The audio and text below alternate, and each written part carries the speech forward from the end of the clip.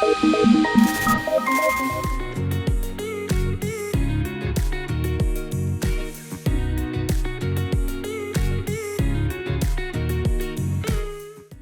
Self Sanjeev Malik. Okay, आप सब लोगों का भी नाम एक एक करके पूछेंगे इन बिटवीन। पहले हम स्टार्ट करते हैं कि आज हम साइंस में करने क्या वाले हैं। आपने लास्ट 10 डेज में काफ़ी एक्टिविटीज़ करी होंगी। ओके, सो इलेक्ट्रॉनिक्स से रिलेटेड कुछ किया है? ओके, इलेक्ट्रॉनिक्स के बारे में जानते तो होंगे। घर पे कितने इलेक्ट्रॉनिक गैजेट हैं?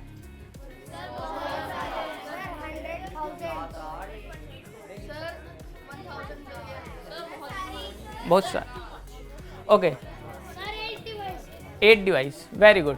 उनमें से कितने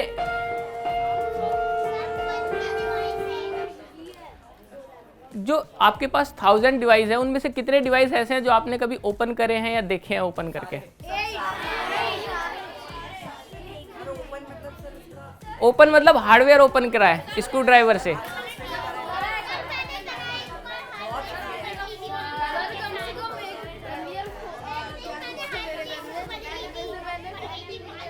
ओके ओके, अच्छा, शॉर्ट एक एक करके आंसर देना है। जितने लोगों ने ओपन करा है उनमें से क्लोज कितने लोगों ने कर दिया सही सलामत? Very good. अच्छा देखो,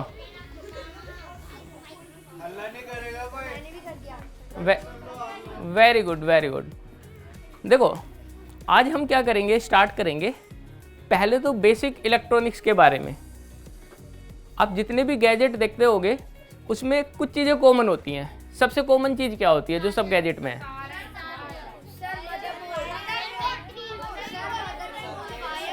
एक एक करके, ऐसे तो मेरे को पता ही नहीं चलेगा। मैं जिससे पूछूंगा फिर वो मेरे को आंसर देगा।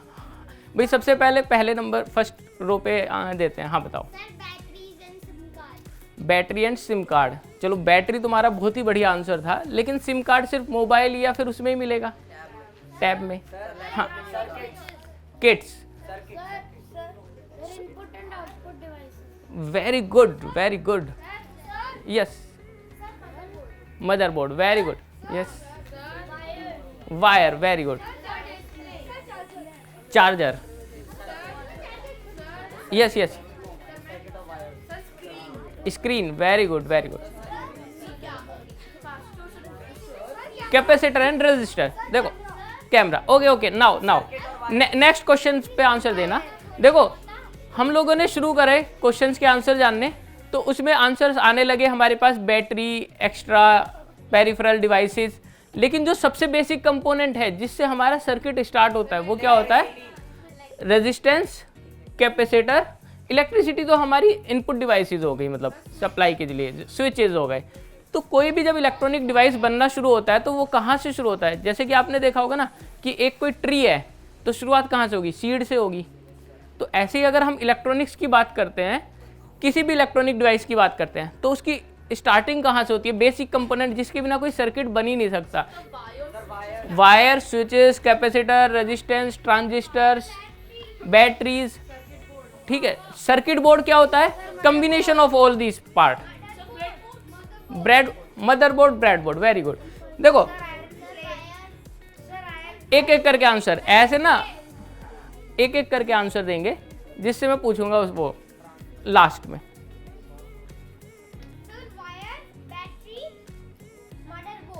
Very good, okay. अब ये हो गया। अभी हम क्या करेंगे, क्लास को पूरा इंटरेक्टिव बनाएंगे। आपको सारे डिवाइस जो आपने बोले हैं ना, वायर हो गया, बैटरीज हो गई, रेजिस्टेंस हो गए, कैपेसिटर हो गए, मदरबोर्ड हो गए, वो सब हैंड्स ऑन में आपको देंगे ग्रुप में। सेंसर्स भी होंगे। Freeze coil, okay. Motors and actuators. हाँ, एक सेकेंड।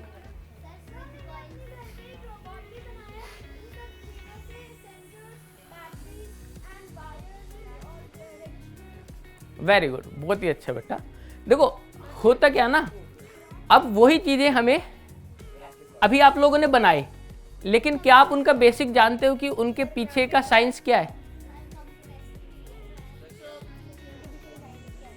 मेन पर्पस है कि हम चीज़ें बना तो लेते हैं, लेकिन हमें उनके पीछे का कंसेप्ट अगर क्लियर होगा तो हम उनको रिलेट कर सकते हैं अपने रियल लाइफ में, कि कैसे हम उनको, अभी क्वेश्चन हम पूछेंगे जब हैंड्स ऑन होगा, अभी 5 मिनट के लिए मैं बता रहा हूँ, उसके बाद फिर जब डिस्कशन होगा तो आप लोगों से क्वेरी करेंगे। ओके, कुछ चीज़ें ऐसी होती है बेसिक इलेक्ट्रॉनिक्स में या हम जो साइंस पढ़ते हैं उन सब के पीछे कंसेप्ट होता है। अगर हमें वो कंसेप्ट क्लियर होगा तो हम रियलाइज़ कर सकते हैं कि उसका इफेक्ट क्या आ रहा है हमारी डेली लाइफ में।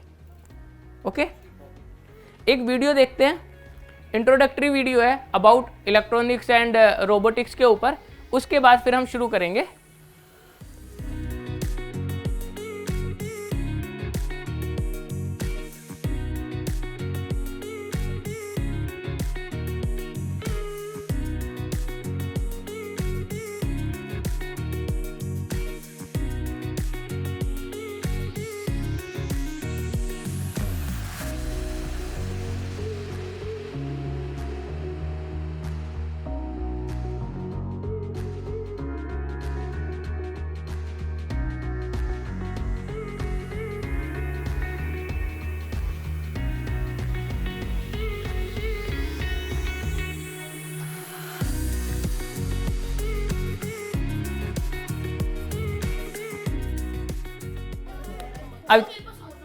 अभी हमने वीडियो देख ली, इंट्रोडक्टरी हो गया, अब मैं उसके बारे में कुछ आपको बताना शुरू करता हूँ। सबसे पहले जो है ना, अगर हम इलेक्ट्रॉनिक्स शुरू कर रहे हैं, सबसे पहले होता है battery. Okay, you all know about battery. क्या बैटरी में से हमें क्या मिलता है? हाथ ऊपर करके एक से पूछूंगा, उसको बताना है। यस, पावर मिलती है। किस फॉर्म में मिलती है पावर? Electric form. और अगर हम इलेक्ट्रिक फॉर्म को और जनरलाइज करें तो करंट। ठीक है, अब हमें देखा जाए तो जो पावर हम यूज करेंगे तो वो किस फॉर्म में आएगी? वोल्टेज के फॉर्म में आएगी और करंट के फॉर्म में मिलेगी। ऐसे ही होगा, बैटरी की कोई पर्टिकुलर वोल्टेज होगी। जैसे आपने रोबोट बनाया, सैनिटाइजर मशीन बनाई, तो उसमें बैटरी या कोई अडेप्टर लगाया होगा, तो कितने वोल्ट की बैटरी लगाई थी आपने?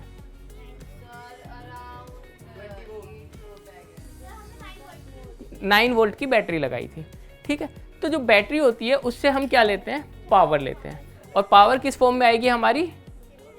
वोल्टेज और करंट के फॉर्म में। अब जब वोल्टेज और करंट के फॉर्म में सारी चीज़ें शुरू हुई कहाँ से? बैटरी से शुरू हुई हमारी। बैटरी से हमें क्या हुआ? पावर मिली। और आपको पता है कि एनर्जी का क्या कंसेप्ट होता है? एनर्जी ना तो क्रिएट होती है और ना ही होता क्या है, वो वन फॉर्म से दूसरे फॉर्म में कन्वर्ट होगी। तो यहाँ पे जो हमारे पास बैटरी की जो एनर्जी है, पावर है, वो किस फॉर्म में है? वोल्टेज और करंट के फॉर्म में है। अब हम उसको यूज़ करते हैं अपने सर्किट को चलाने के लिए। ओके, अब बैटरी के आगे जो सबसे बेसिक कंपोनेंट आता है जो इलेक्ट्रॉनिक्स में यूज़ होता है, वो क्या होता है? रेजिस्टेंस। नाम सुना है सबने? सुना है? हाँ, वोल्टेज कम करते हैं। रेजिस्टेंस का पर्पस क्या होता है?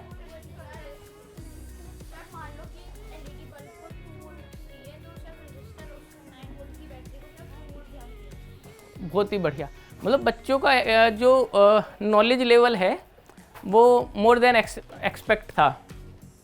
मतलब मेरे को इतनी उम्मीद नहीं थी कि बच्चे ऐसे आंसर्स देंगे। तो देखो, रेजिस्टेंस का पर्पस क्या हुआ? अभी हमने बात करी थी ना कि एनर्जी कभी भी क्रिएट और नहीं होगी।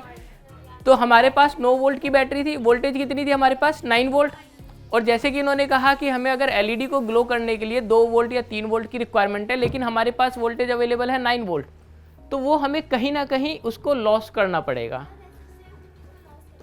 रेजिस्टेंस क्या करता है? नाम, जैसे नाम, आपको नाम से चीज़ें समझ में आएंगी। रेजिस्ट क्या करता है? किसी भी चीज़ को रोकता है। ठीक है, तो रेजिस्टेंस क्या करता है? वोल्टेज को फ्लो होने में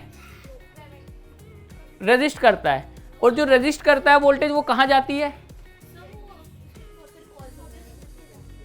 कोई बताएगा? जो वोल्टेज रेजिस्टेंस ने ड्रॉप करी अपने अक्रॉस, कुछ एनर्जी ड्रॉप करी होगी, वो कहाँ पे गई? किसी ने बोला अभी, हाथ ऊपर करके बताओ।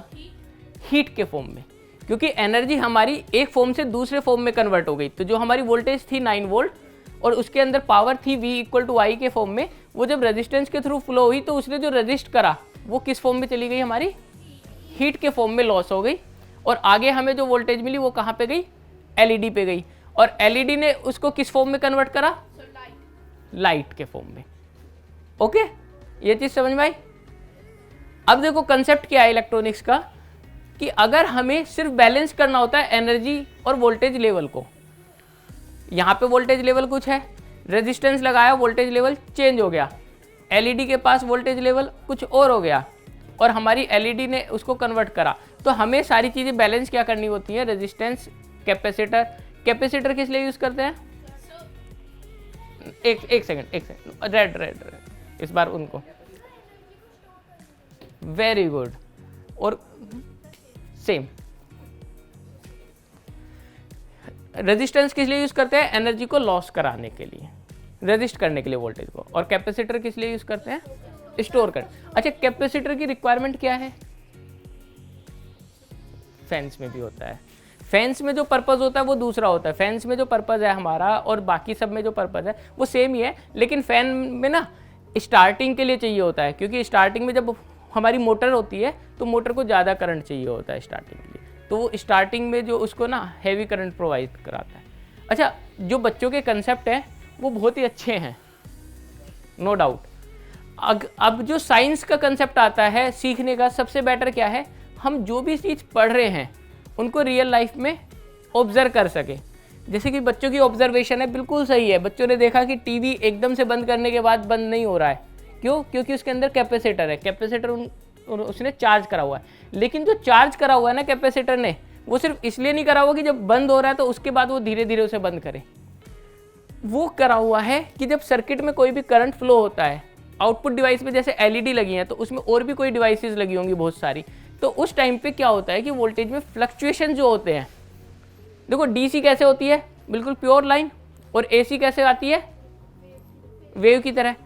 तो जब DC हमें जहाँ पे बिल्कुल प्योर चाहिए होती है, तो वहाँ पे उस प्योर को मेंटेन करने के लिए हम कैपेसिटर लगाते हैं कि अगर पीछे हमारा कहीं पे भी सर्किट में कोई ड्रॉप हो रहा है, कहीं पे फ्लक्चुएशन आ रही है, तो DC में फ्लक्चुएशन होंगी। उस चीज़ को प्योर करने के लिए कि जब नेगेटिव में जाएगा तो उस पर्टिकुलर मोमेंट पे कैपेसिटर डिस्चार्ज होकर वोल्टेज देगा। पर्पस हमारा क्या होता है, वहाँ पे यूज होता है स्ट्रीम स्टेबल रखने के लिए। एकदम से लाइट चली जाएगी तो लाइट तो चली जाएगी, फिर तो वो बंद ही हो जाएगा।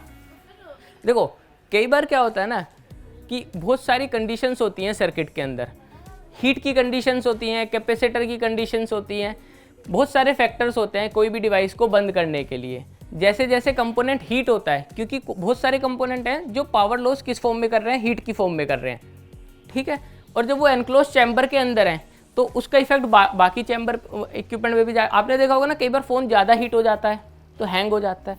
तो हर कंपोनेंट की एक लिमिट होती है काम करने की। जैसे आपकी लिमिट है कि आप 50 डिग्री तक, ह्यूमन बींग्स हैं 50 डिग्री तक चल सकते हैं, 55 तक चलेंगे, उसके ऊपर होगा तो क्या होगा, फिर ज़्यादा गर्मी हो जाएगी तो नहीं काम कर पाएंगे। तो ऐसी कंपोनेंट की भी लिमिट होती है। उसका देखो रीज़न क्या होता है कि कंपोनेंट की रेटिंग होती है कि रेजिस्टेंस है, कैपेसिटर है, IC है, प्रोग्रामर है, कंट्रोलर है, कि वो एक 60 डिग्री टेम्परेचर पे काम करेगा, 70 डिग्री तक काम करेगा। तो जब एनक्लोज चैम्बर का जो उसका पूरा टेम्परेचर है वो चेंज होता है, क्यों, क्योंकि उसके अंदर रेजिस्टेंस भी लगे हैं, हीट सिंक भी लगी है, काफ़ी सारी चीज़ लगी हैं, वो हीट डिसिपेट कर रही है और वो हीट उसी के अंदर एक्यूमुलेट होती जा रही है। जब क्लोज्ड एनक्लोजर है और उसके अंदर हीट इंक्रीज होती जाएगी तो एक पर्टिकुलर लेवल के बाद कोई सा ऐसा कंपोनेंट होगा जिसकी थ्रेशोल्ड वैल्यू क्रॉस कर जाएगी, तो फिर क्या होगा, वो सिस्टम हमारा शट डाउन हो जाता है। अगर देखो लाइट कितनी बार जाएगी, एक बार, 2 बार, और अगर हम कैपेसिटर नहीं लगाएंगे तो फ्लक्चुएशन की वजह से हर 2 सेकंड के अंदर उसके अंदर फ्लक्चुएशन आएंगे तो ख़राब होने के चांसेस होंगे। जैसे आपका लैपटॉप फ्लक्चुएशन से कंपोनेंट का जो परफॉर्मेंस है वो ख़राब हो जाता है। जो प्रोसेसर होते हैं आपके या कंट्रोलर होते हैं, इलेक्ट्रॉनिक सर्किट होते हैं, आप देखते हो आप काम कर रहे हो कितनी स्पीड पे चलते हैं वो।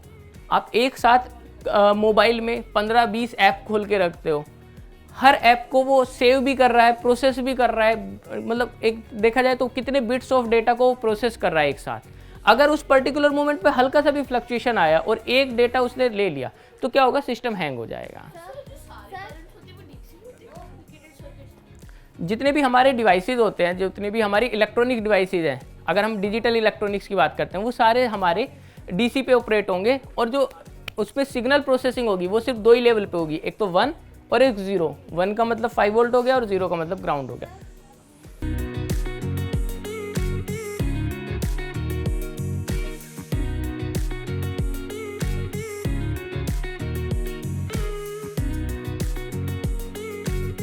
सबके पास एक बॉक्स होगा वाइट कलर का, ठीक है। सुनना है, देखो बोलना नहीं है। अब इसमें सबसे पहले देखो एक कंपोनेंट होगा बैटरी का, जिसमें ब्लैक कलर का बॉक्स होगा, है। निकाल लो, कोई बात नहीं। देखो आप इसको यूज करो, कैसे भी यूज करो, सारे कंपोनेंट निकाल लो आप बाहर, लेकिन आपस में बोलना नहीं है।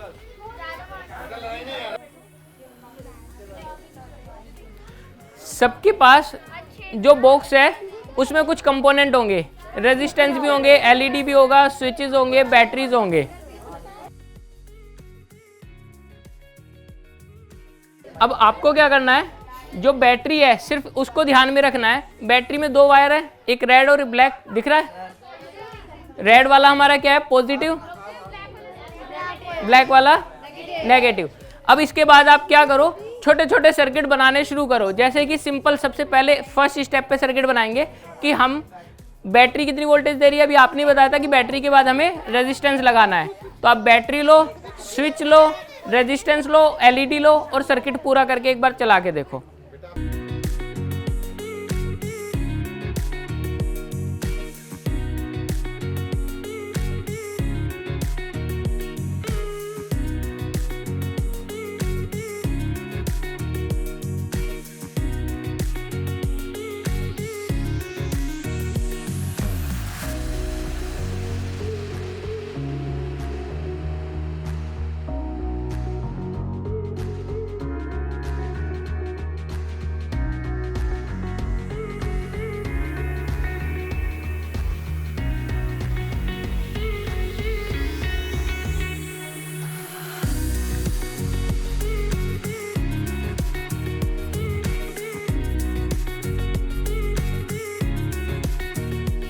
नहीं, it is very good and wonderful. Students जो हैं बहुत ही एंथुसियाज्म और मतलब लर्निंग के लिए बहुत ही एक्टिव थे।